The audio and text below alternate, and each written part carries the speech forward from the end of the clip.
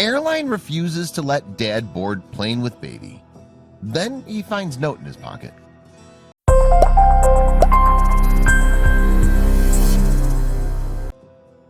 He was stranded without a single place to go as the day was getting later and later. It was only after he boarded the plane, thinking he was on his way home, that the unimaginable happened. Out of nowhere, a woman informed the new dad that he wouldn't be flying today and that he'd better come with her right now. It was April 2018 when Reuben Swift traveled to Phoenix. He was happier than he'd been in months, and he had good reason to be. Reuben had just become a father, but circumstances had not been kind to the new dad. On the day he heard the good news, he thought that things were finally looking up, but his happiness would be short-lived. Reuben had been through a long legal battle to get here, but he'd done it. The court had granted him full custody, which meant that he'd be allowed to fetch his newborn baby, Ruandria, and take her to his home in Ohio. He couldn't wait to meet her, but he had no idea that fate was about to throw him a loop. The joyous new father then left the hospital in Phoenix with his little Ruandria, now only a member of this world for a mere 4 days, and headed straight back to the airport to prepare for the flight to her new forever home. Everything was previously discussed and arranged with the airlines. But imagine the horror for the new father when, despite all of this, the ticket officer informed Reuben that none of this really mattered at all.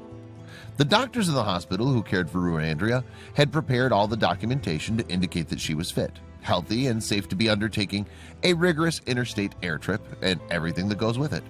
So how could this be happening now? Dumbfounded, Reuben could only listen as the ticket officer at Frontier Airlines explained why they would not be able to fly home. Turns out, according to the officer, there's a policy at the airline that restricts babies who have not attained an age of 7 days from participating in any form of air travel, regardless of how short the trip may be. Devastated and missing his family terribly, Reuben wondered how on earth he was going to overcome this obstacle. He started weighing up his options. Could Reuben sit out the 3 days until Ruandria reached the age to be eligible to fly on the airline? Could he look for a different airline that doesn't have the same policy? What other option did he have to find their way back to his home in Ohio? He was racking his overwhelmed and confused brain. But wait, now for the next obstacle. I was out of money and the hospital told me that I wouldn't be able to get a birth certificate for 7 days, Reuben explained.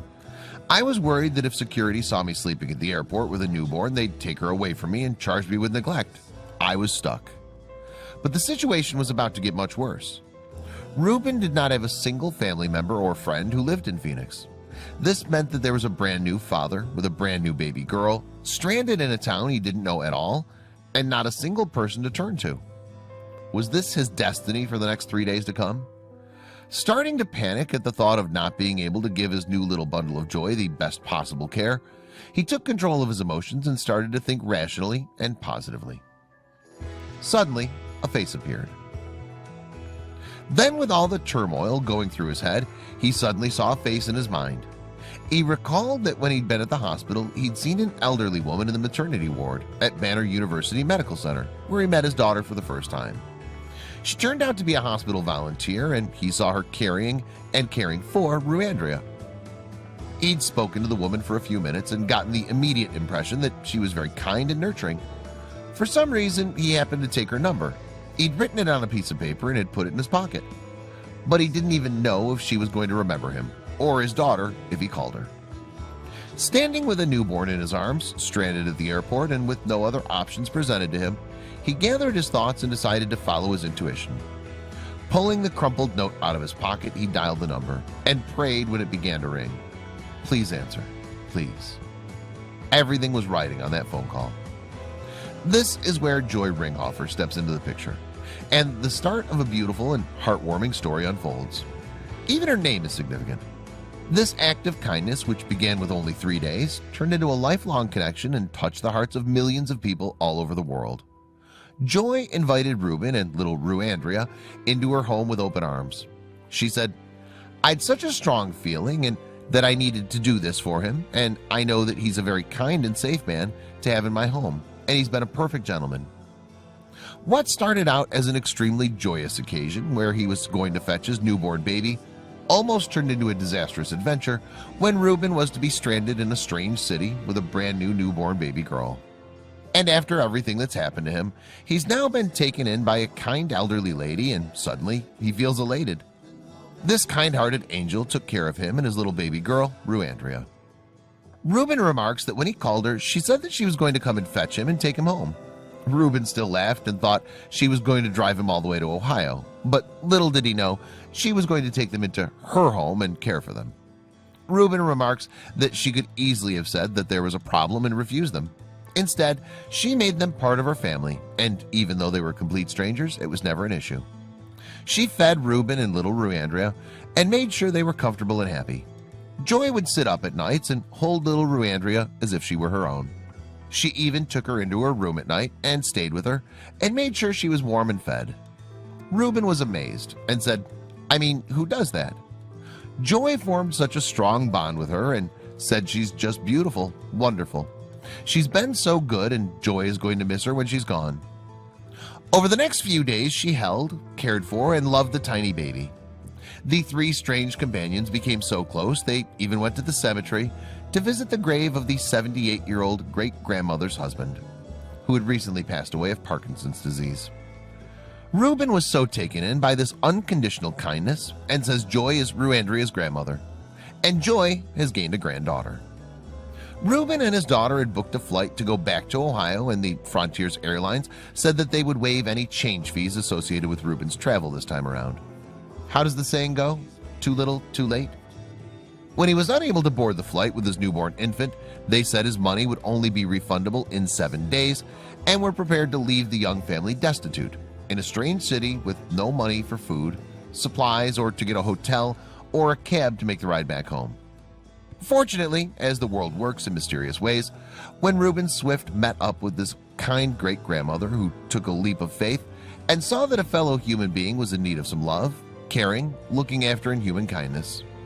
In this small act of kindness, so many new unbreakable bonds were formed: a family, grandmother, granddaughter, and a friendship. With the daunting task of suddenly becoming a single father and not being experienced or equipped to take care of a newborn, this experience has taught Reuben many lessons. Having followed all the correct procedures, the airline still had their rules, which can sometimes be pretty ridiculous and unfair. But he managed to keep his senses about him and used his best judgment by asking for the help of a retired caregiver, and a very good Samaritan at that. Nowhere in this story do we hear how the mother features in this dramatic saga. Somehow I don't think this is where the emphasis lies. Maybe she had difficult childbirth, didn't want the baby, or was unable to take care of her. Or one could assume anything else in the book.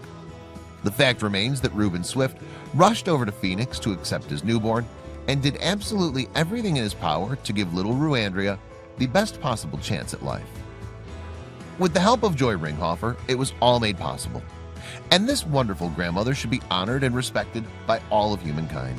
She had absolutely no consideration for her own safety by bringing a complete stranger into her house, even with all of the news about violence doing the rounds on social media. All she could see was another human being in need of help and love. Ruandria and Reuben flew home, but he made a promise to return to the woman who has become family, a stranger who has now become like a grandmother who gained a granddaughter. What Reuben learned from this experience is that in this crazy world there's still compassion. The blessed new father wants to spread this compassion by encouraging others to help those in need. Let's return to a time when we all cared about one another. That's what I'm hoping will happen, he said. What would your immediate reaction be when you see or hear of someone in need of help or just a little human kindness?